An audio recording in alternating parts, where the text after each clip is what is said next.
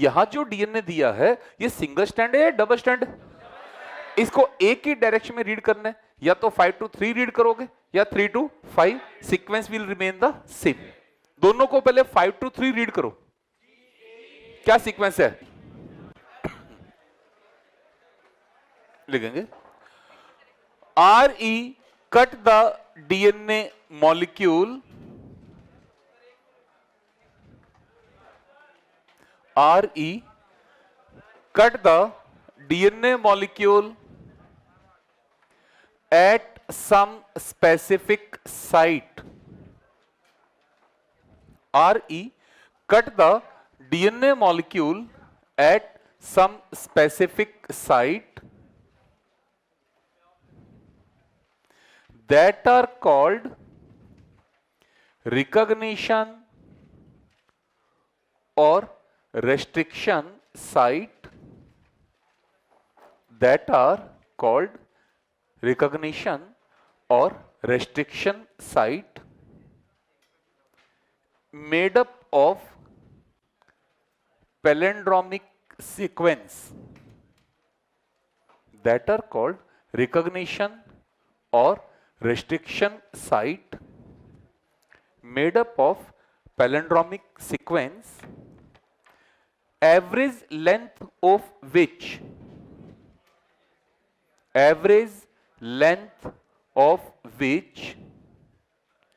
is 4/6 base pair। बिल्कुल नहीं, average length of which is 4/6 base pair,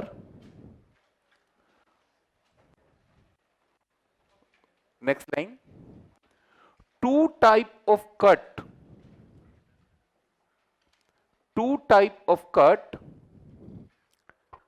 are produced by RE। Two type of cut are produced by RE। Two type of cut are produced by RE। Board पर ध्यान देना है ना, यहां हल्का सा कंफ्यूजन आता है सब बच्चों को। सबसे पहले अपन एक ही साइट को रीड करते हैं, बोलो क्या सीक्वेंस है? GAATTC बोलेंगे। आपको क्या करना है, यहां जो डीएनए दिया है ये सिंगल स्टैंड है या डबल स्टैंड? इसको एक ही डायरेक्शन में रीड करना है, या तो 5 to 3 रीड करोगे या 3 to 5, sequence will remain the same. दोनों को पहले 5 to 3 रीड करो, क्या सीक्वेंस है? GAATT,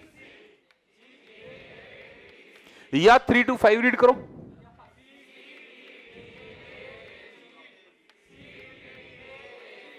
तो एनसीईआरटी क्या कहती है? पैलिंड्रोम्स क्या है? Which reads the same from both of the end whenever we read in the same direction. या तो 5 to 3 रीड करो या 3 to, आप क्या समझ लेते हो कि एक को 5 to 3 रीड करेंगे, एक को 3 to 5? नहीं, वो लाइन क्या कह रहे हैं, या तो दोनों को 5 to 3 रीड करना है या फिर दोनों को ही 3 to, इसको रीड करो।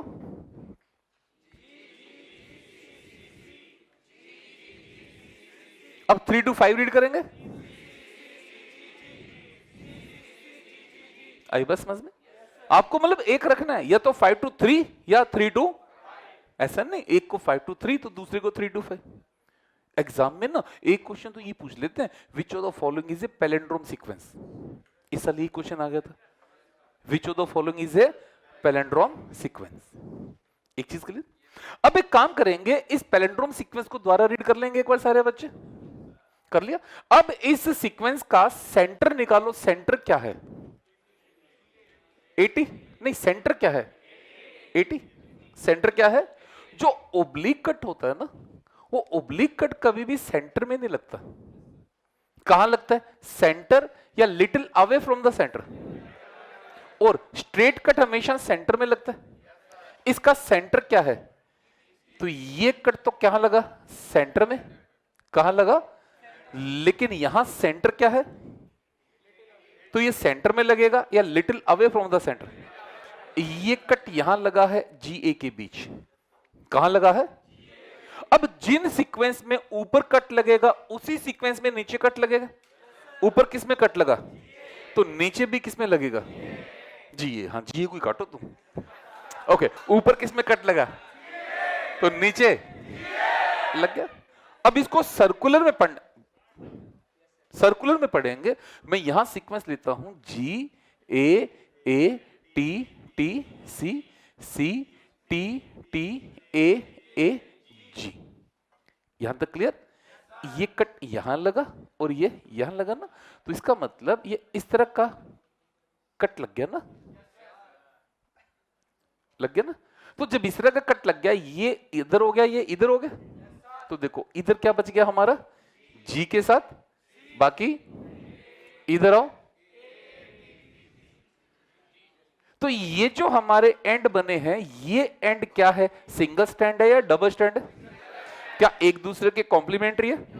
तो इनको अपन पास लाएं, तो पास लाएंगे तो क्या फिर से हाइड्रोजन बॉन्डिंग कर देंगे? नाम दो इन्हें, स्टिकी एंड या ब्लंट एंड? स्टिकी या ब्लंट है? अब जब ये पास आके हाइड्रोजन बॉन्डिंग कर गए, तो क्या यहां पर अब फॉस्फोडाइएस्टर बॉन्ड बनाना आसान होगा या मुश्किल होगा? फॉस्फोडाइएस्टर बॉन्ड अपने आप बनेगा या बनाना पड़ेगा? कौन बनाएगा? तो यहां लाइगेज का एक्शन आसानी से हो पाएगा या नहीं हो पाएगा? आपने कारपेंटर को काम करते हुए देखा? अगर उसको लकड़ी के दो पीस जोड़ने हैं तो वो क्या करता है, स्ट्रेट कट लगाता है या ऑब्लिक लगाता है? ऑब्लिक लगाता है ना। जैसे आपने ग्राफ्टिंग पढ़ी हो, तो ग्राफ्टिंग में क्या करते हैं, हम इस तरह के कॉम्प्लीमेंट्री कट लगा लेते हैं ना। कॉम्प्लीमेंट्री कट लगाने के बाद इनको फिट करना आसान होगा, तो पहले इनको फिट किया और फिर किले ठोकनी आसान हो जाएगी। तो किल ठोकने का काम आसान होगा मुश्किल होगा? अगर हम इस तरह के दो फ्लैट कट ले लें तो अब किल ठोकना आसान होगा मुश्किल होगा? तो दोनों में से कौन से कट होने चाहिए, स्ट्रेट कट या ऑब्लिक कट? ये एंड क्या कहलाएगा, स्टिकी एंड या ब्लंट एंड? क्या कहलाएगा? और ये एंड क्या कहलाएगा? कौन से एंड ज्यादा यूजफुल होंगे, स्टिकी या ब्लंट?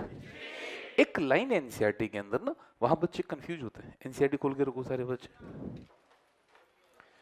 वो लाइन कुछ और दे रहे और आप उसको कुछ और समझते हो। पेज नंबर 197 197 मिला सबको? सीक्वेंस के नीचे का पैराग्राफ है ना, वो पढ़ेंगे। ये मेरे को दे दे बच्चे, सीक्वेंस से नीचे का पैराग्राफ, ये वाला डायग्राम पे ध्यान देंगे सारे बच्चे, है ना। मैं पढ़ता हूं, तुम डायग्राम देखेंगे। Restriction enzyme cut the strand of DNA a little away from the centre of palindrome site. Board पर देखो सारे, कहां लगा cut? In the centre, little away from the centre. Line clear? अगली line, but between the same two base of the opposite strand. ऊपर cut किसमें लगा? तो नीचे भी। In the centre slight little away from the centre, but in between the same nucleotide, in between the of the both strand. Resultant देखेंगे, this leaves single strand portion at the end. End पे क्या बना, single strand या double strand? क्या बना? They are overhanging stretches called on each. क्या ये overhang and बन रहे हैं? क्या कहेंगे इन्हें?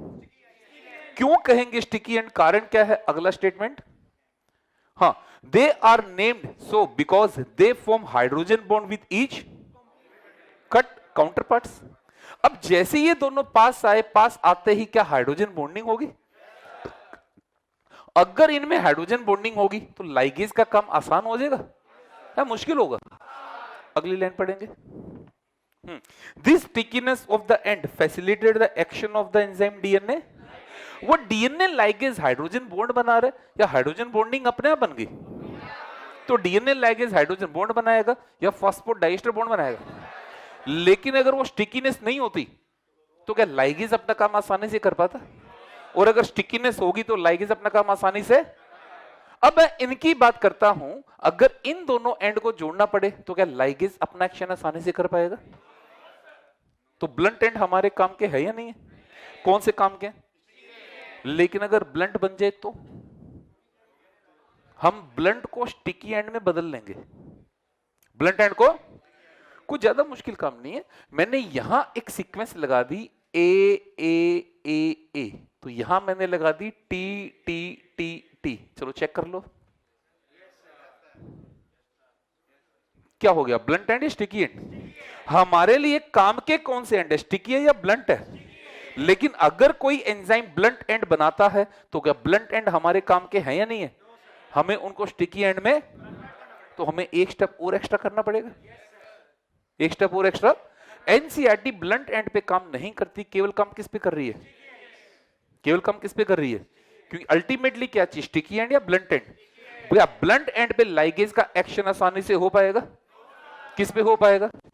क्या स्टिकी एंड लाइगेज के एक्शन को फैसिलिटेट करेंगे? Blunt and, but sticky and. तो कौन से एंजाइम काम का है, जो ब्लंट एंड देगा या जो स्टिकी एंड देगा? और स्टिकी एंड कब बनेगी, जब कट कहां लगा, इन the centre, slide away from the centre, but in between the same nucleotide, in between the. तो जो एंड बनने वो सिंगल स्टैंड है, डबल स्टैंड है? क्या एक दूसरे के कॉम्प्लीमेंट्री है?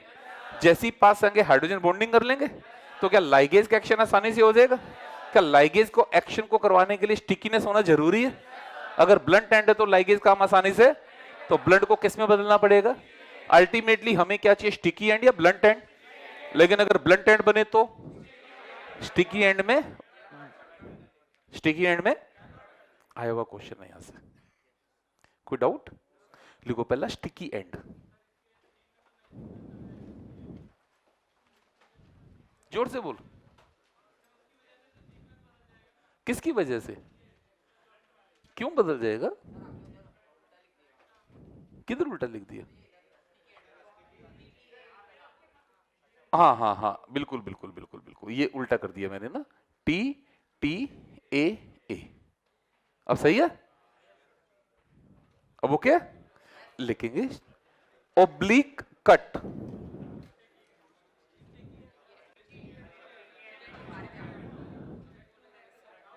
To type of cut are produce by R E. Done. वो कट कौन कौन से हैं, oblique cut and the straight cut. Oblique cut का रिजल्टेंट क्या है, स्टिकी एंड। और स्ट्रेट कट का रिजल्टेंट क्या है? हम बात किसकी कर रहे हैं अभी, एंड की या कट की? किसकी बात कर रहे हैं? उस कट का रिजल्टेंट क्या है, स्टिकी एंड या? स्टिकी एंड कट है या रिजल्टेंट है? ब्लंट एंड कट है या रिजल्टेंट है? हमारी ऊपर की लाइन क्या है, टू टाइप ऑफ। हम किसकी चर्चा करेंगे, तो लिखेंगे पहला oblique cut, oblique cut. These cut takes place little away. These cut takes place little away from the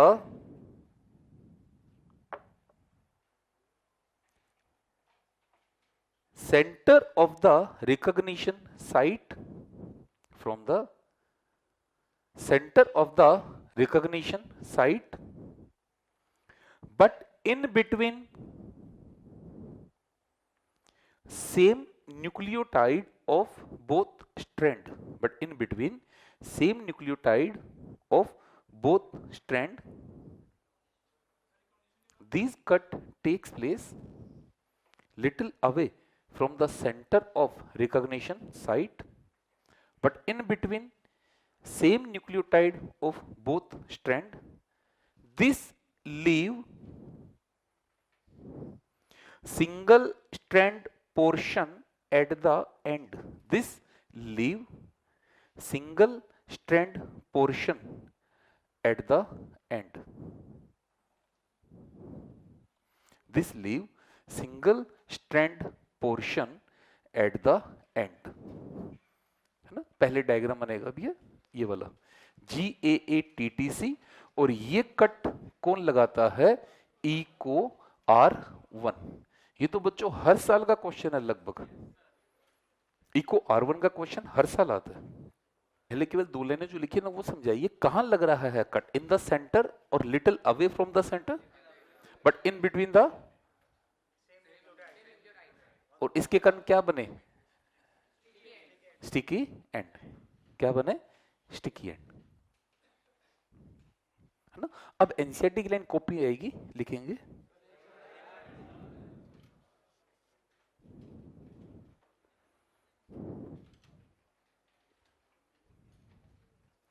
these overhanging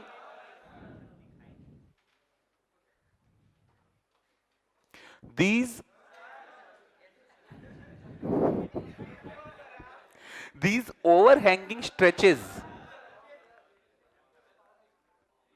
these overhanging stretches called sticky end. These overhanging stretches called sticky end. वो किसे कह रहा है? ये जो overhanging and बने हैं इन्हें क्या कह रहा है? Sticky and. These overhanging stretch called sticky end, they are named because they form hydrogen bonds, because they form hydrogen bond with their complementary cut counterparts. They form hydrogen bond with their complementary cut counterparts. This stickiness facilitate the action of enzyme ligase. This stickiness facilitate the action of enzyme ligase.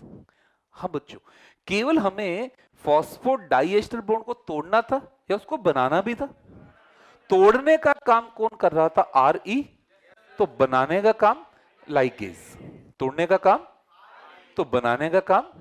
तो ये तीन enzyme तो compulsory हो गए ना, lytic, cleaving and joining. Ligase किस category में जाएगा? लाइटिक में, क्लीविंग में या जॉइनिंग में? डीएनए को सेल से निकालना पड़ेगा, निकाल के कट करना पड़ेगा और फिर हमें उसके अंदर डिजायर्ड जीन को. तो ये तीन तो कंपल्सरी है. अब दूसरा लिखेंगे स्ट्रेट कट. ये एनसीईआरटी में मेंशन नहीं है ना, कोई खास बात नहीं है. Straight cut. These cut takes place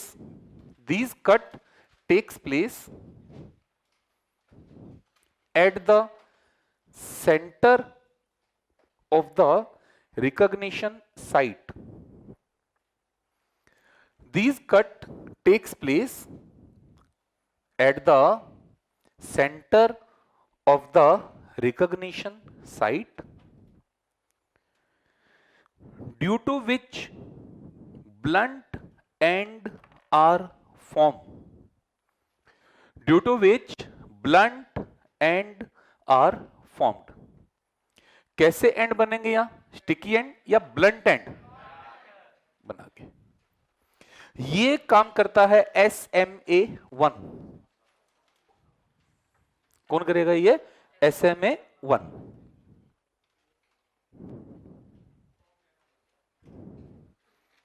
NCERT में ब्लंट एंड की चर्चा नहीं है क्योंकि हमें एनी हाउ कंडीशन क्या चाहिए? स्टिकी एंड या ब्लंट एंड? Sticky and. अगर ब्लंट एंड बन गया तो ब्लंट को भी किस में बदलना पड़ेगा? तो स्टिकी एंड ही एक्शन को फैसिलिटेट करेगा, ब्लंट एंड एक्शन को फैसिलिटेट नहीं कर पाएगा. ये पास पास कैसे आएंगे? पास पास कैसे आएंगे? एक दूसरे पे फिट हो पाएंगे? नहीं हो पाएंगे. तो फिर लाइगेज काम नहीं कर पाएगा. लाइगेज काम कब कर पाएगा? जब ये एक दूसरे में फिट हो जाए. हाइड्रोजन बॉन्ड अगर आसानी से बन जाएगा तो आराम से पास आ जाएंगे. तो इन दोनों एंड को पास लेकर आ, स्टिकी एंड पास पास आ जाएंगे आराम से. हाइड्रोजन बॉन्ड क्या है? अट्रैक्टिव फोर्स ही तो ना, है ना. आमने सामने कॉम्प्लीमेंट्री है, आराम से हाइड्रोजन बॉन्ड बन जाएगा. बट इसमें आमने सामने कॉम्प्लीमेंट्री है ही नहीं ना. SMA1. SMA1. ओके. अब RE का third part, naming of RE. Naming of RE.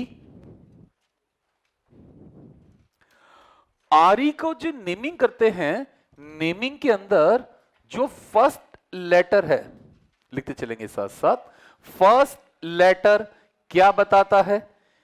Genus of bacteria.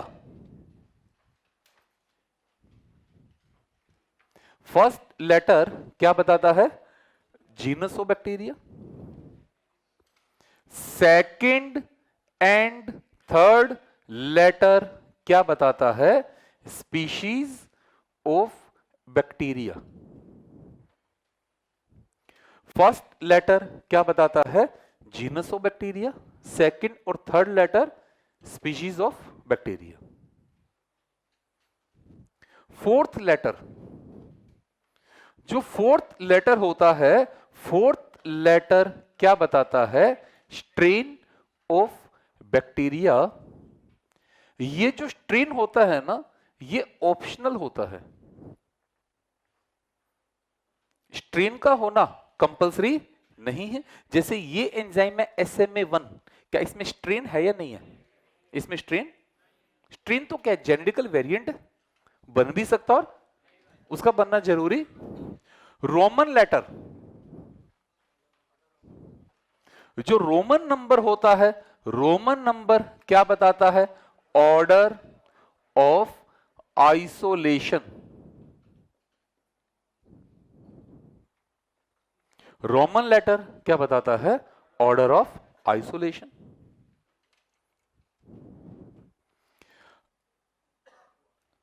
Example की बात करते हैं। E को R1, हाँ E का सबको पता है, एशरीशिया। R इसका स्ट्रेन है RY13। RY, इसकी जो साइट है वो अच्छे से याद कर लीजिएगा, हर साल का क्वेश्चन है। GAATTC और ये कट है, तो कट से बताओ क्या बनेगा? स्टिकी एंड या ब्लंट एंड? और एक 2017 में क्वेश्चन आ गया था, E को R5, ब्लंट एंड। इसकी साइड क्या है? GAATTC। तो 5 की साइड में ये दोनों रिवर्स कर दो। हाँ बनाओ, कोशिश करो, क्या बनेगा? GATATC।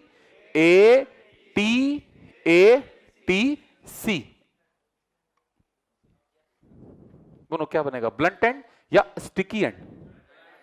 कल मैंने क्या बताया था, एक बैक्टीरिया में एक आ रही है या कई आ रही हैं, तो जैसे जैसे आइसोलेट करते गए उन्हें रोमन लेटर देते गए। क्या मतलब है इको R5 का? एशरीशिया कोलाई के RY13 से पांचवा आइसोलेटेड आ रही। इको R1 का मतलब क्या हुआ? पहला आइसोलेटेड या पांचवा आइसोलेटेड? और 5 का मतलब क्या हुआ? ये रोमन लेटर क्या बता रहा है? ऑर्डर ऑफ डिस्कवरी या order of isolation? Order of. एक और याद करेंगे, हिंड सेकंड। इसकी साइड ना मैं आपको कल बताऊंगा यार, है ना, हल्का सा कंफ्यूजन आ रहा है मेरे को। एक नहीं, GTAC ऐसा कुछ होता है, कंफर्म कल करूंगा ना, कल, अभी नहीं, कोई जल्दबाजी नहीं। एनसीईआरटी ने क्या कर रखा है? एनसीईआरटी ने यह बोल दिया कि हिंड सेकंड की जो रिकॉग्निशन साइट है वो 6 बेस पेयर की बनी हुई है, लेकिन वो सीक्वेंस दे नहीं रखी। वो सीक्वेंस, उसमें दो अलग अलग आंसर आ रहे हैं, नेट पे सर्च मारे हैं ना, दो आंसर आ रहे हैं। जीटी वाला आंसर ज्यादा सही है ना, जीजी भी नहीं है, जीटी है स्टार्टिंग। क्यों टाइम वेस्ट कर रहे हो, कल बता दूंगा। ये तीन तो अच्छे से रट लो, इको R1, इको R5 और हिंड सेकंड। हाँ RY13 स्ट्रेन है, एनसीईआरटी में मेंशन है।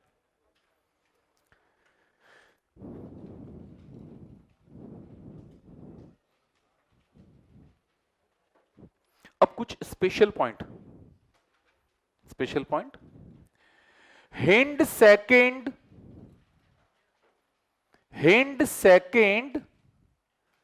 was the first RE to be discovered. Hind second was the first RE to be discovered. Bracket में स्मिथ. हिंड सेकंड को किसने डिस्कवर किया था? But it was isolated 5 years later. हाँ, यहां बच्चे परेशान होते हैं. आपको मैंने कल भी बताया था. रोमन लेटर क्या बताता है? ऑर्डर ऑफ डिस्कवरी या ऑर्डर ऑफ आइसोलेशन? इसकी डिस्कवरी पहले हुई थी या बाद में हुई थी? लेकिन आइसोलेशन 5 साल के. आइसोलेशन 5 साल के. Next, ECO R1 was discovered by Arbor, Nathan and Smith. ECO R1 was discovered by Arbor, Nathan and Smith and shared the Nobel Prize. Arbor, Nathan and Smith, इसे हम शॉर्ट में ANS कहते हैं. ANS autonomous nervous system नहीं है. क्या है? Arbor, Nathan, Smith. बहुत ज्यादा यूज किया गया इसे, है ना. इसके लिए नोबेल प्राइज दिया था ANS को. अब एक हमारा NCERT का स्टेटमेंट है, beside hind second, beside hind second, more than 900 RE have been isolated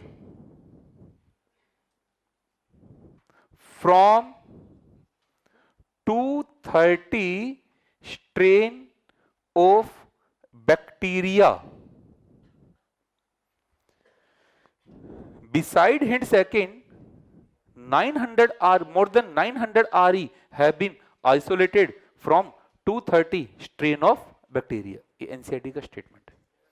कल अपन ने किया था ना, एक बैक्टीरिया में एक RE होगा या एक से ज्यादा RE भी हो सकते हैं. जैसे जैसे वायरस अटैक करता गया उसके अगेंस्ट वो RE बनाता गया. RE. तो ये हमारा पूरा RE का पार्ट है, जिसको हमने 3 पार्ट में पढ़ा. पहला पार्ट व्हाट आर RE, दूसरा पार्ट वर्किंग ऑफ RE और तीसरा पार्ट. अब इतनी सी हेडिंग दिमाग में आ जाए, व्हाट आर RE, तो अंदर की चीज याद आ जाएगी. RE क्या है, RE कैसे काम करते हैं, RE की कैसे नेमिंग होती है, आ जाएगा दिमाग में. अब हमारा थर्ड एंजाइम आ रहा है. थर्ड एंजाइम लिखेंगे joining enzyme. Third enzyme joining enzyme. कल हमारा पहला एंजाइम आया था लाइटिक, दूसरा आया था क्लीविंग. अब हमारा तीसरा एंजाइम आ रहा है जॉइनिंग एंजाइम. जॉइनिंग एंजाइम का एग्जाम्पल है लाइगेज. जॉइनिंग एंजाइम क्या एग्जाम्पल है इसका? लाइगेज को कॉमनली कहते हैं मॉलिक्यूलर ग्लू. हाँ बेटा, ये सीजर है या ग्लू है? ये काटने का काम करेगा, जोड़ने का. RE क्या था? Molecular scissor. तो ये क्या है? मॉलिक्यूलर, क्योंकि ये बॉन्ड तोड़ेगा या बनाएगा? कौन सा बॉन्ड बनाएगा? Phosphodiester bond.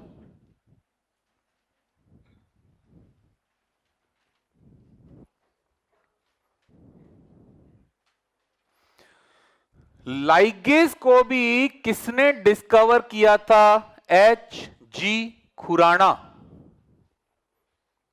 HG Khurana.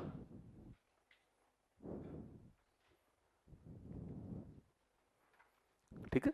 ये 3 एंजाइम तो कंपल्सरी एंजाइम है, लाइटिक, क्लीविंग एंड ज्वाइनिंग। इसके अलावा फोर्थ लिखेंगे सिंथेसाइजिंग एंजाइम।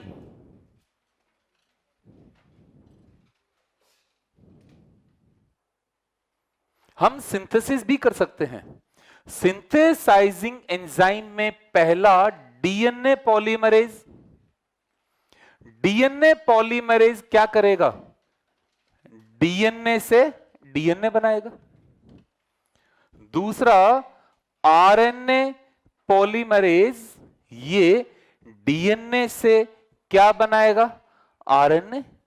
और तीसरा आरटी, आरटी क्या करेगा? आरएनए से क्या बनाएगा? आरटी याद है ना सबको? Reverse transcriptase. Reverse transcriptase. DNA polymerase DNA से डीएनए, आरएनए पॉलीमरेज डीएनए से आरएनए, और आरटी आरएनए से डीएनए।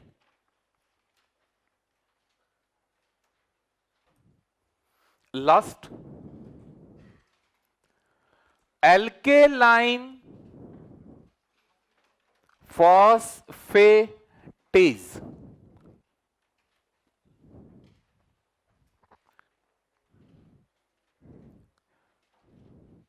बोर्ड पर देखो, ये मेरे पास वेक्टर है। ये वेक्टर लीनियर है या सर्कुलर है? इस वेक्टर के अंदर मेरे को जीन ऑफ इंटरेस्ट जोड़ना है। तो जोड़ने के लिए क्या पहले मेरे को वेक्टर को खोलना पड़ेगा? खोलने के लिए मैंने यहां आर ई यूज किया। क्या यूज किया?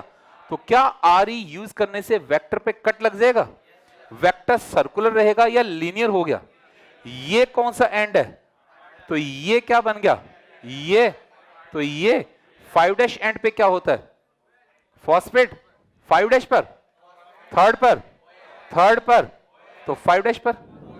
क्या ये फॉस्फेट और OH फिर से आपस में जुड़ सकते हैं? अगर आपस में जुड़ जाते हैं तो क्या हम इनमें जीन ऑफ इंटरेस्ट जोड़ पाएंगे या नहीं जोड़ पाएंगे? तो हमें इनको आपस में जुड़ने देना है या रोकना है?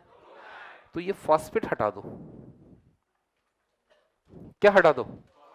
क्या हटाया आपने? कौन सा एंजाइम? फॉस्फेट की नेचर क्या है? तो एंजाइम। क्या नाम है एंजाइम का? क्या हटाएगा? कौन से एंड से? क्यों? ताकि वो रीसर्कुलेट। अगर वो तुरंत रीसर्कुलेट हो गया तो आप जीन ऑफ इंटरेस्ट कैसे जोड़ पाएंगे? जीन ऑफ इंटरेस्ट जोड़ लिख लेंगे। Remove phosphate group, remove phosphate group from the 5' and. Remove phosphate group from the 5' end to prevent recirculation. Remove phosphate group from the 5' end to prevent recirculation. हाँ बच्चों, ये हमारा पहला पार्ट था enzyme. तो कितने एंजाइम यूज किए हमने? 5। Lytic, cleaving, joining, synthesising and alkaline phosphatase. अब हमारा सेकंड टूल आता है वेक्टर। वेक्टर की स्टडी भी हम 4 स्टेप में करेंगे। सबसे पहला पार्ट लिखेंगे व्हाट इज वेक्टर। वेक्टर क्या है? एक सिंगल वर्ड में खत्म कर सकते हैं हम। वेक्टर क्या है? व्हीकल। क्या है? और व्हीकल का काम क्या होता है? ट्रांसफर करना एक जगह से।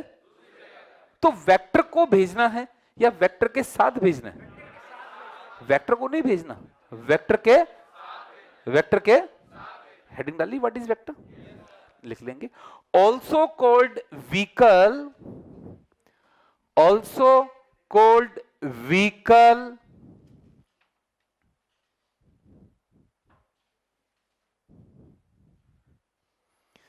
with the help of which gene of interest, with the help of which gene of interest is transferred into the host with the help of which gene of interest is transferred into the host. It is a specific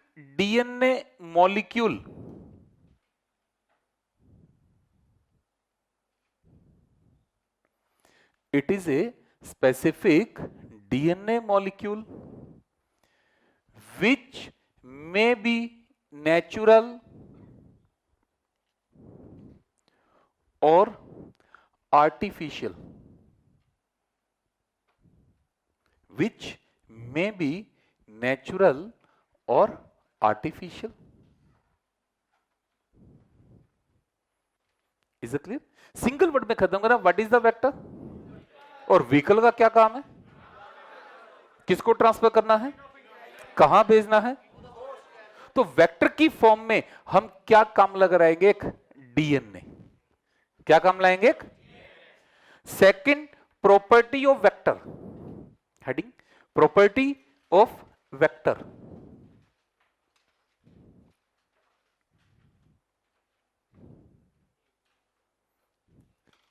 अब कोई मेरे साथ में लिखेगा, पहले समझाऊंगा पूरा. एक जो वेक्टर होता है ना, वेक्टर में तीन प्रॉपर्टी होनी चाहिए. इन तीन प्रॉपर्टी को हम सिंपली भाषा में क्या लिखते हैं? O M R. O M R. जो तुम्हें वो चाहिए वो एम आर नहीं, वेक्टर का ओ एम आर अलग है. ये तो मेरा याद करने का तरीका है. हाँ, पहला वर्ड बोलेंगे what is the vector. What is the vector. What property should be in the vector? O M R. What property. यहां ओ का मतलब है ओ आर आई. ओ का मतलब, एम का मतलब मार्कर, एम का मतलब, और आर का मतलब रिकॉग्निशन साइट. आर का मतलब एक वेक्टर के पास क्या क्या होना चाहिए? ओ आर आई होना चाहिए, मार्कर जीन होना चाहिए, और साथ में रिकॉग्निशन साइट होनी चाहिए. क्या क्या होना चाहिए? पहला ओ आर आई, दूसरा मार्कर, तीसरा, तो हम शॉर्ट में क्या कहते हैं, क्या होना चाहिए वेक्टर के पास? ओ एम आर. है ना? सब बाद में लिखाऊंगा, बोर्ड पे ध्यान देना. क्या होना चाहिए? ये मेरे पास वेक्टर है. क्या है? वेक्टर पे पहले मैंने आर ई की हेल्प से क्या लगा लिया? कट. तो ये क्या बन गया मेरा? Cut vector. और कट वेक्टर को मैंने एक मीडियम में रखा. उसी मीडियम में मैंने क्या मिला दिया? Desired gene. ये मैंने एक मीडियम लिया. इस मीडियम में मैंने क्या मिला दिया? वेक्टर, नॉर्मल वेक्टर या कट वेक्टर. और इसी मीडियम में मैंने क्या रख दिया साथ में? Gene of interest. और यहां हमने साथ में क्या डाल दिया? लाइगेज. क्या डाल दिया?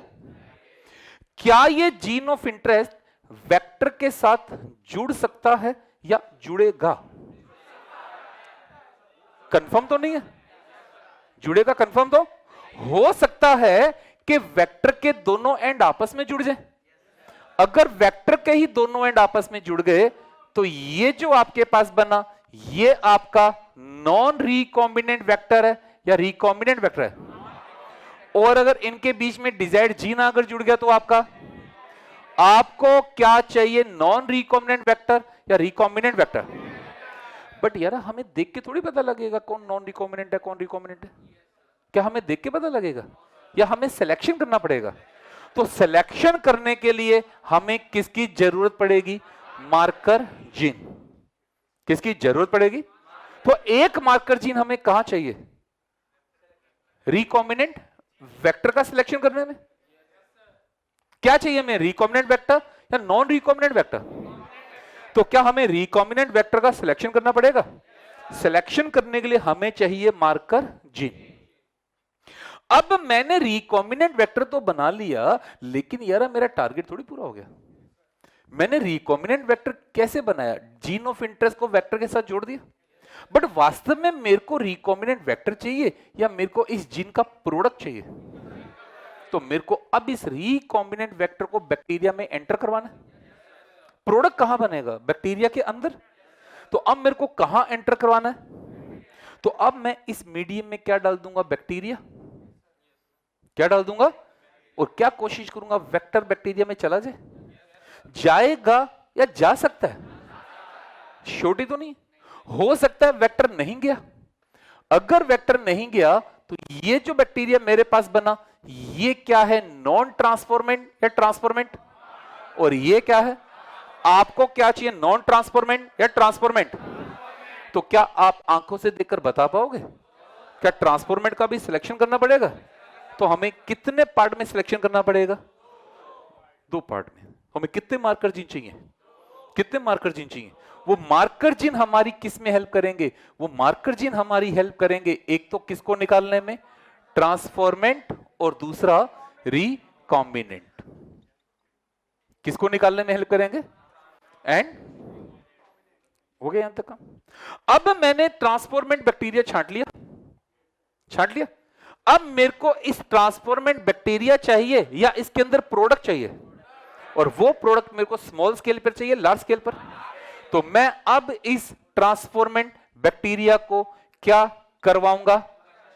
कल्चर करवाऊंगा। तो क्या कल्चर में बैक्टीरिया में डिवीजन होगा? क्या डिवीजन से नए बैक्टीरिया बनेंगे? क्या डिवीजन से नए बैक्टीरिया बनेंगे? क्या बनने वाले सभी बैक्टीरिया में वो वेक्टर होना चाहिए या नहीं होना चाहिए?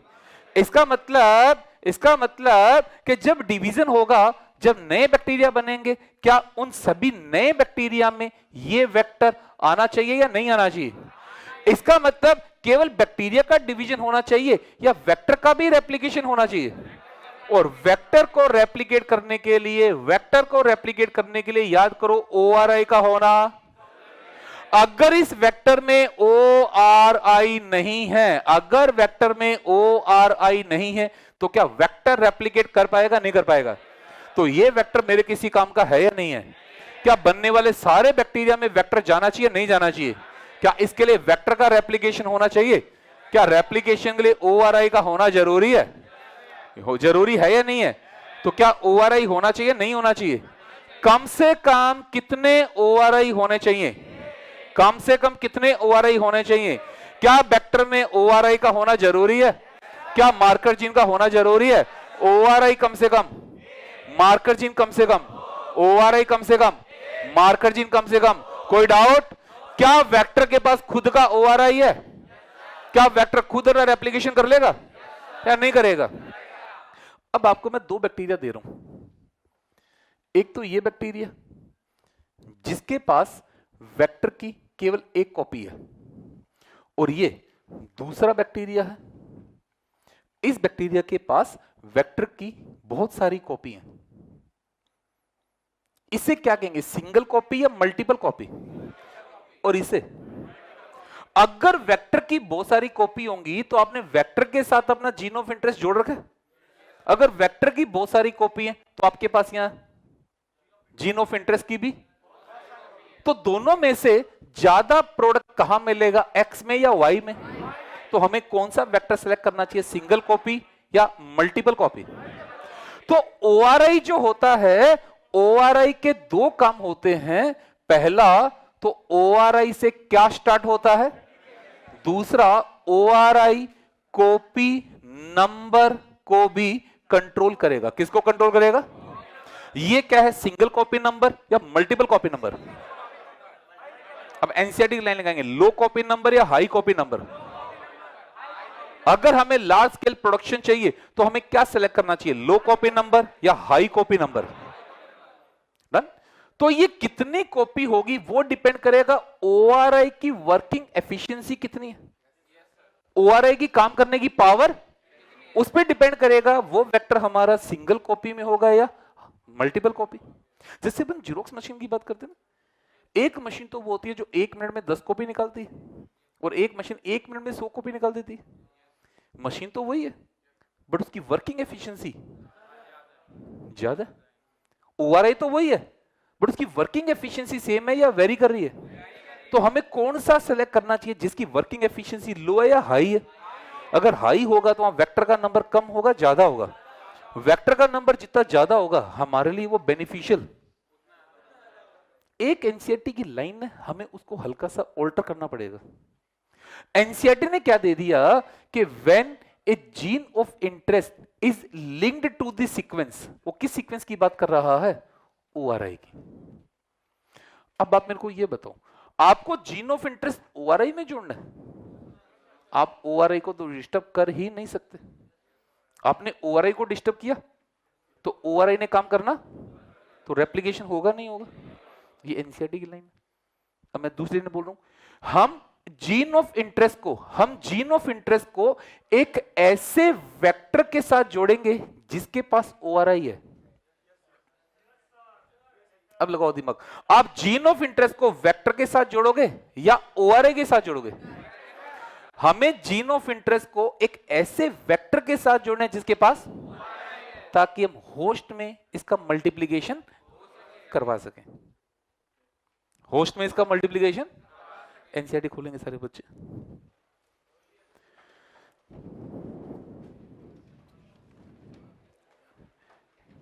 ठीक है, एनसीईआरटी में पेज नंबर 199, पेज नंबर 199 देखो, एक हेडिंग है ओरिजिन ऑफ रेप्लिकेशन।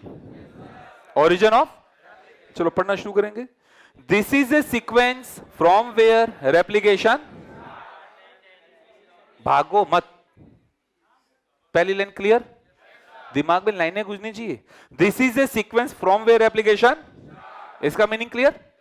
अब गड़बड़ आएगी देखो, and any piece of DNA when linked to the sequence can be made to replicate within the. अब लाइन को काटेंगे तो नहीं, हम कॉपी में दूसरे तरीके से लिखेंगे। कॉपी में हम क्या लिखेंगे? When any piece of DNA when link to the having this sequence. समझ गए? अभी एनसीईआरटी में कुछ नहीं। लाला एनसीईआरटी में चेंज मत करो, अगर ऐसा लाइन आ गई तो सही मानेंगे ना। लाइन सही थी, वो थोड़ा बीच का वर्ड गायब हो गया यार, समझ गए? तो सही क्या रहेगा? When any piece of DNA is linked to the sequence और link to the vector having the sequence, link to the vector. आगे पढ़ो line, can be made to within the. अगली लाइन पढ़ेंगे, this sequence is also responsible for of the linked. So if one want to recover many copy of the target, it should be cloned into a whose origin support high copy number। क्या select करेंगे हम, लो copy number या high copy number? क्योंकि यार copy number जितना ज्यादा होगा, copy number जितना, तो हमारे जीन ऑफ इंटरेस्ट की भी वहां पे कॉपी, और जितना ज्यादा जीन ऑफ इंटरेस्ट होगा हमारा बनने वाला प्रोडक्ट भी उतना। अल्टीमेट टारगेट तो large scale production, ultimate target तो। अगली हेडिंग पढ़ो, मैं इसको बोल रहा हूं मार्कर जीन। क्या बोल रहा हूं? ऑब्लिक करके कर दो, marker gene, selectable marker oblique marker gene.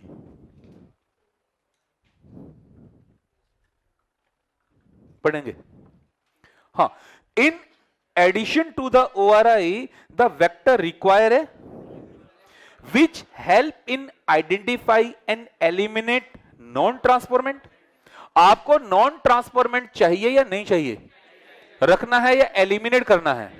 But transformant चाहिए या नहीं चाहिए? दोबारा पढ़ेंगे line, which help in identifying and eliminate and selectively permeating the growth of the transformation is a procedure through which a piece of DNA is introduced into the Griffith experiment. याद है?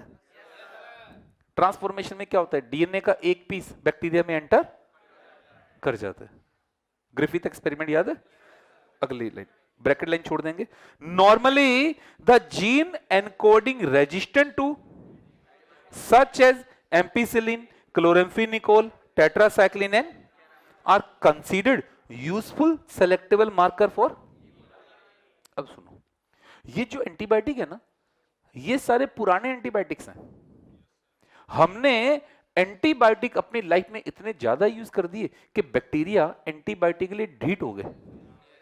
घरों की कॉमन भाषा, वो घर वाले कहते हैं ढीठ हो गया। उसका मतलब क्या है? मतलब लिटरल मीनिंग क्या है? कि बातों का असर होना। अब मैं करूं एंटीबायोटिक के लिए बैक्टीरिया ढीठ हो गए, मतलब इन एंटीबायोटिक का बैक्टीरिया पे असर क्यों नहीं हो रहा? बैक्टीरिया ने जेनेटिक लेवल पे क्या डेवलप कर ली है? रेजिस्टेंस। क्या डेवलप कर ली है? तो ये पुराने एंटीबायोटिक हैं जो आज कहीं काम, क्योंकि बैक्टीरिया इनके लिए रेजिस्टेंट। अगर बॉडी में किसी रेजिस्टेंस बैक्टीरिया का अटैक हो जाता है, रेजिस्टेंस बैक्टीरिया का अटैक हो जाता है ना, तो ये जो रेजिस्टेंस बैक्टीरिया होते हैं ना, इन्हें हम कॉमनली क्या कहते हैं? Super bug. क्या कहते हैं? या इन्हीं को हम कह देते हैं एमडीआर। क्या कहते हैं? Multi drug resistant bacteria. Multi drug. आज मेडिकल साइंस में यह सबसे बड़ी समस्या है कि अगर किसी बॉडी में एमडीआर का इंफेक्शन है, सुपर बग का इंफेक्शन है, तो उसको बॉडी से खत्म करना बहुत मुश्किल है। क्यों? मेडिकेशन काम करेगा ही नहीं। मेडिकेशन काम तो हर साल मीटिंग होती है, हर साल ऑस्ट्रेलिया में बेसिक कॉन्फ्रेंस होती है इनकी, हर साल ये चर्चा चलती है कि एमडीआर पे कैसे कंट्रोल किया जाए। तो एमडीआर को कंट्रोल करने के लिए क्या करते हैं? एक सिंगल एंटीबायोटिक नहीं देते, 3-3, 4-4 एंटीबायोटिक का कॉम्बिनेशन देते हैं। जैसे दूर क्यों जाए, अपन ट्यूबरकुलोसिस की बात कर लें, कहते हैं टीबी के अंदर, टीबी में सिंगल एंटीबायोटिक आती है या 3 से 4 एंटीबायोटिक, और उनकी भी हैवी डोज, उनकी भी। इसलिए क्या करते हैं इस केस में, टीबी के केस में हर हफ्ते लीवर और किडनी का फंक्शनिंग टेस्ट चेक होता है, क्योंकि जितनी ज्यादा एंटीबायोटिक हम यूज करेंगे तो उनको अल्टीमेटली डिटॉक्सिफाई करना, एलिमिनेट करना तो लीवर और किडनी का रोल है। तो लीवर और किडनी पे प्रेशर, तो वो कहीं डैमेज ना होने लग जाए। तो हर वीक में लीवर और किडनी की फंक्शनिंग टेस्ट होते जाएंगे, ये देखा जाएगा कहीं इन पर कोई साइड इफेक्ट तो, अगर साइड इफेक्ट आ गया तो डोज बदलनी पड़ेगी, मेडिकेशन बदलना पड़ेगा, कि लीवर और किडनी पे साइड इफेक्ट्स आने नहीं दिया जाता। तो आज की मेडिकल साइंस क्या कहती है? आज डॉक्टर कहते हैं, जिसे मजाक में मान लेते हैं ना, कि डॉक्टर कहता है अगर हमने एंटीबायोटिक शुरू किए तो हमें कम से कम 5 दिन का कोर्स पूरा करना ही करना है, हमें छोड़ना नहीं है 5 दिन से पहले। मानते हैं अगर हमने कोर्स बीच में छोड़ दिया ना, तो बैक्टीरिया हो सकता है रेजिस्टेंस पावर डेवलप कर जाए, बैक्टीरिया रेजिस्टेंस। और इससे मेडिकल साइंस सबसे ज्यादा डरती है आज। अगर सुपर बग आ गया, जैसे गोनोरिया, सुपर बग आ गया तो उसको खत्म करना बहुत। तो आज की लाइफ में हमने एंटीबायोटिक पे डिपेंडेंसी को थोड़ा सा कम कर दिया। अब एक अच्छा पीडियाट्रिशियन अगर आप देखो ना, तो बच्चे को जनरली एंटीबायोटिक नहीं देता, एंटीबायोटिक सीवियर केस में देता है। सीवियर केस आ गया तो एंटीबायोटिक देनी पड़ेगी, वरना वो एंटीबायोटिक को जनरली अवॉइड करता है। कि अगर बहुत कम ऐसे ही एंटीबायोटिक की हैवी डोज देने लगी तो धीरे धीरे बॉडी एंटीबायोटिक के लिए रेजिस्टेंस होने लग जाएगी, तो फ्यूचर लाइफ में एंटीबायोटिक काम करना बंद ही कर देगा। और फिर दूसरी बात देखो यार, आज हमारी लाइफ में पुराने एंटीबायोटिक खत्म हो रहे हैं, नए नए एंटीबायोटिक्स आते जा रहे हैं, क्योंकि पुराने एंटीबायोटिक के लिए बैक्टीरिया जेनेटिक लेवल पे रेजिस्टेंस हो चुके हैं। तो ये जो एंटीबायोटिक दिए इन्होंने, एम्पिसिलिन, टेट्रासाइक्लिन, कैनामाइसिन, क्लोरेम्फेनिकोल, ये सब नए एंटीबायोटिक है, पुराने एंटीबायोटिक है जिनके लिए बैक्टीरिया रेजिस्टेंट। लेकिन एक और नई बात इन्होंने क्या लिखी है, बहुत पुरानी प्यारी बात लिखी है, कि नॉर्मल ई कोलाई में इनमें से किसी एंटीबायोटिक के लिए रेजिस्टेंस।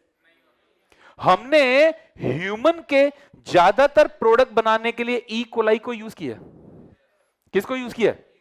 क्योंकि ई कोलाई हमारा सबसे क्लोज है। अरे हमें यह भी तो ध्यान रखना है ना कि हम जीन ऑफ इंटरेस्ट को जिस बैक्टीरिया में भेज रहे हैं, वो बैक्टीरिया कहीं उसको रिजेक्ट ना कर दे। अगर बैक्टीरिया ने रिजेक्ट कर दिया तो हमारा टारगेट पूरा हो पाएगा, नहीं हो पाएगा। तो हमने अपने ज्यादातर प्रोडक्ट कौन से बैक्टीरिया में बनाए हैं? ई कोलाई हमारे जीन को मना करेगा, नहीं करेगा? वरना हम उसे मना कर देंगे। अरे हमारे साथ ही रह रहे, समझ गए? हमारे साथ ही, तो हमारी बॉडी के लिए फुली अडेप्टेड है, फुली। तो हमें बैक्टीरिया भी ऐसा लेना है जो क्लोज रिलेटिव कैटेगरी में आए, क्लोज रिलेटिव कैटेगरी में आए। तू बैठा रहे बेटा, पीछे से दिक्कत आ रही है ना, सीधा, है ना? समझ गए सारे? तो अगली लाइन पढ़ो। The normal E coli do not carry resistance against any of these antibiotic, any of these. चलो अब यहां से एक बार दोबारा करेंगे फिर लिखाऊंगा। हाँ भाई, क्या वेक्टर में ORI का होना जरूरी है? कम से कम कितने ORI होने चाहिए? ORI के कितने काम है? पहला रेप्लिकेशन और दूसरा कंट्रोल द कॉपी नंबर। क्या इसके अंदर मार्कर जीन का होना जरूरी है? कम से कम कितने मार्कर जीन चाहिए? एक हमारी हेल्प करेगा और दूसरा हेल्प करेगा। यही तो आपके लिए इस चैप्टर का सबसे बड़ा हेडेक है ना, कि ट्रांसफॉर्मेंट और रिकॉम्बिनेंट का सिलेक्शन कैसे किया जाता है। 5 मिनट का टॉपिक है, लगेगा 1 घंटा में। उसके बाद 5 मिनट में कैसे करना वो मैं बताऊंगा। नहीं, आपके लिए सबसे टफ पार्ट यही पड़ता है, सिलेक्शन कैसे किया जाता है ना, उसमें 1 घंटा लगेगा। अभी तो ट्रेलर बताया मैंने इसका, पूरी प्रोसेस लेंदी है, पूरी प्रोसेस डन। लिख ले पहली heading ORI, property of the vector में 3 प्रॉपर्टी होनी चाहिए ना। कहां ध्यान है तुम्हारा आज? OMR तुम पहले डिस्कस कर रहे हैं, ORI पहले क्या डिस्कस कर रहे हैं, लिखेंगे। It is a specific sequence, it is a specific sequence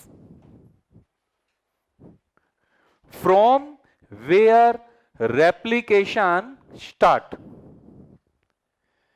It is a specific sequence from where replication start.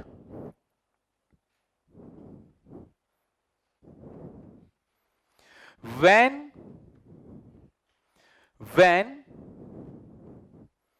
any piece of the DNA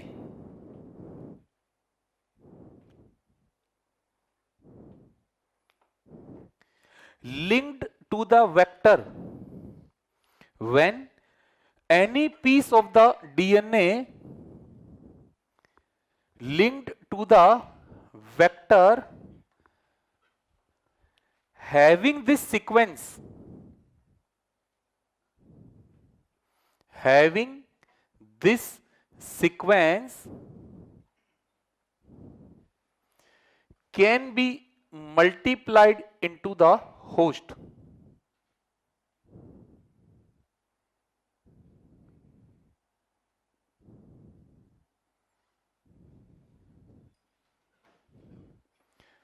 Next line, at least one ORI, at least one ORI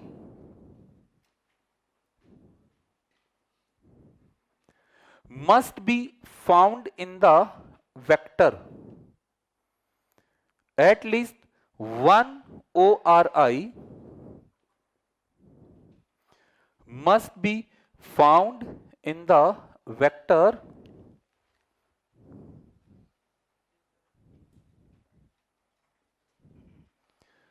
it also control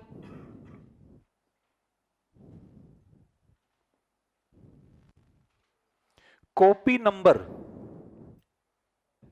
दूसरा marker gene, marker gene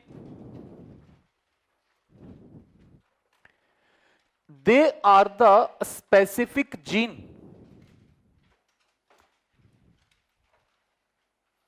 they are the specific gene that help in the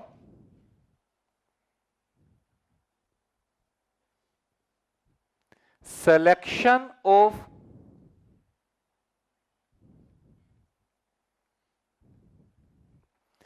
transformant and recombinant,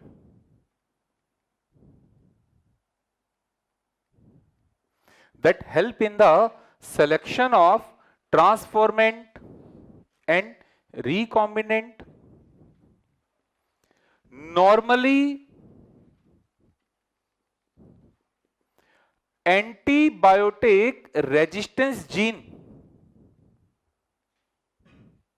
normally antibiotic resistance gene are used as a marker gene, are used as a marker gene. Example, AMPR समझोगे? TETR, CHLR, KANR, और भी बहुत सारे हैं जो NCERT ने दिए, हमने वो यूज किए. Next line, normal E coli. Normal E coli do not carry resistance. Normal E coli do not carry resistance against any of these antibiotic.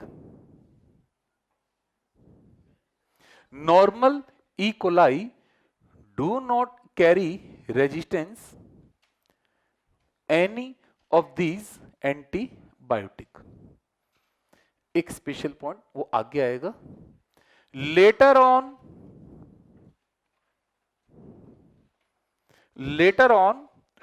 alternative marker gene were also developed. Later on, alternative marker gene were also developed based upon color reaction. Later on, alternative marker gene were also developed based upon color reaction. Example, LAC-Z.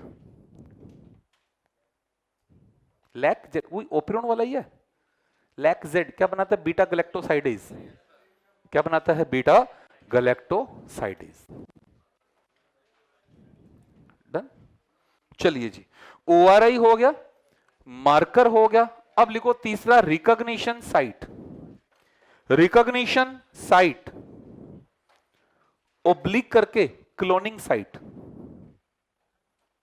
Recognition site oblique cloning site. Board पर यहां मैंने आपको एक vector दिया x.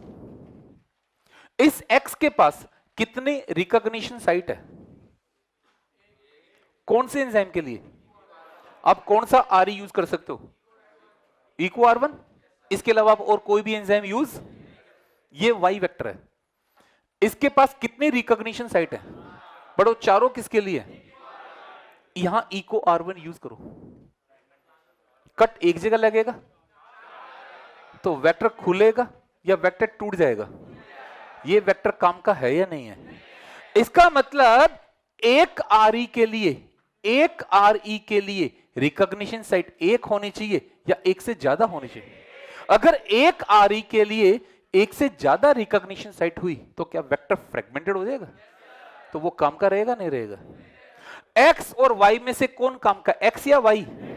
Y तो काम का नहीं है, हटा दूं. अब आपके पास X और Z दोनों है. Z के पास कितने रिकॉग्निशन साइट है? वो चार एक एंजाइम की है, चार अलग अलग एंजाइम. कितने एंजाइम यूज कर सकते हो? कोई भी यूज कर दो, वेक्टर खुलेगा या टूटेगा? तो इसका मतलब total recognition site should be one or few, but for a given RE only. ये सबसे भयंकर कंफ्यूजन है. एनसीईआरटी खोलो, तीसरा क्लोनिंग साइट. बहुत आराम से पढ़ना. Cloning site. In order to link the alien DNA, alien बोले तो foreign DNA, gene of interest या desired gene. In order to link the alien DNA the vector needs to have very few. Vector needs to have very few. Vector के अंदर एक या few? अगली line, preferably single recognition site for the commonly used RE. क्या कह रहे हैं? Total should be one or few, but commonly use RE के लिए इधर आ जाओ.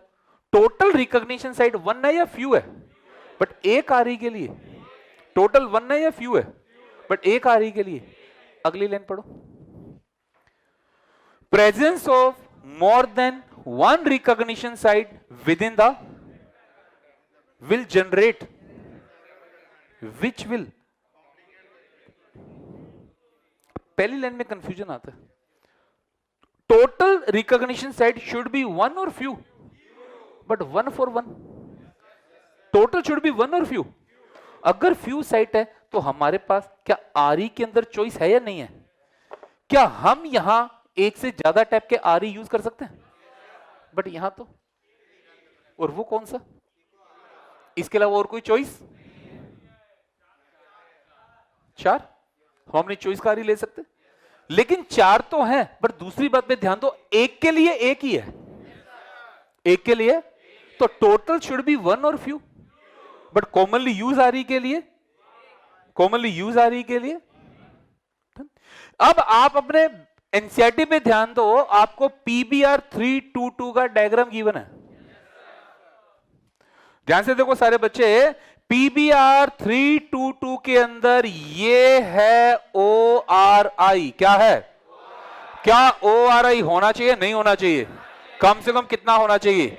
एक ओ आर आई है या नहीं है? एक ओ आर आई है या नहीं है? मार्कर जीन होने चाहिए, नहीं होने चाहिए? कितने होने चाहिए? 2 मार्कर जीन हैं, एक है AMPR और एक है TETR। एक कौन है और एक कौन है? ORI होना चाहिए, नहीं होना चाहिए? कितना होना चाहिए? मार्कर जीन होने चाहिए, नहीं होने चाहिए? कितने होने चाहिए? कितने ORI हैं? कितने मार्कर जीन है? अब आओ रिकॉग्निशन साइट, 1 या फ्यू? गिनो, इसमें 8 रिकॉग्निशन साइट है।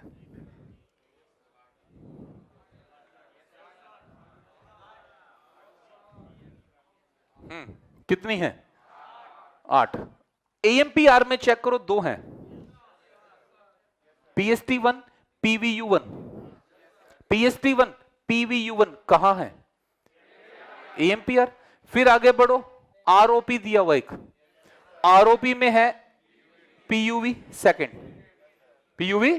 फिर आगे बढ़ो, BAM H1, BAM H1 और साल 1, ये TETR में है। कितनी होगी? 5।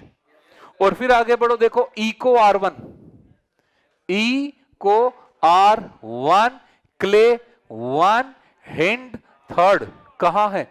AR और TR के बीच। AR और, चेक करो कितने ORI हैं, कितने ORI होने चाहिए? जल्दी बोलो, कितने ORI होने चाहिए? क्या एक ORI है? कितने मार्कर जीन होने चाहिए?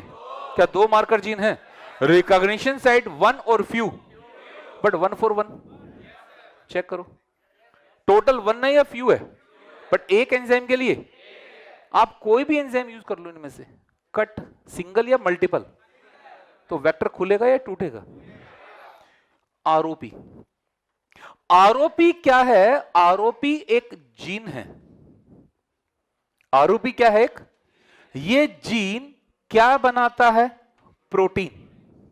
क्या बनाता है? और वो जो प्रोटीन बनेगा, वो प्रोटीन किस में हेल्प करेगा? रेप्लिकेशन की स्टार्टिंग कहां से होगी? बट रेप्लिकेशन के लिए जो प्रोटीन चाहिए, वो प्रोटीन कौन बनाएगा? इस डायग्राम के नीचे जो थ्योरी है उसकी लास्ट 3 लाइनें पढ़ो, उसमें लिखा हुआ है ROP code for a protein. ROP code for a that helps in the replication. क्या है आरओपी? एक जीन। क्या है आरओपी? एक, वो जीन क्या बनाएगा और वो प्रोटीन किस में हेल्प करेगा? ये जो वेक्टर है हमारा, ये वेक्टर है PBR 322। कौन सा वेक्टर है? यहां PBR 3 शब्द हैं। P का अर्थ है प्लाज्मिड। P का मतलब क्या है? B का मतलब है, R का मतलब है, P मतलब, B मतलब, R मतलब इस प्लाज्मिड को तैयार किसने किया है? Bolivar and. इसका मतलब बच्चों ये नेचुरल है या मैनमेड है? नेचुरल है या मैनमेड है? 322 क्या है? इसका लैब नंबर है। लैब नंबर का मतलब क्या? जैसे हमारी इस पूरी क्लास में 200 स्टूडेंट है, कितने स्टूडेंट है? सभी ने अपना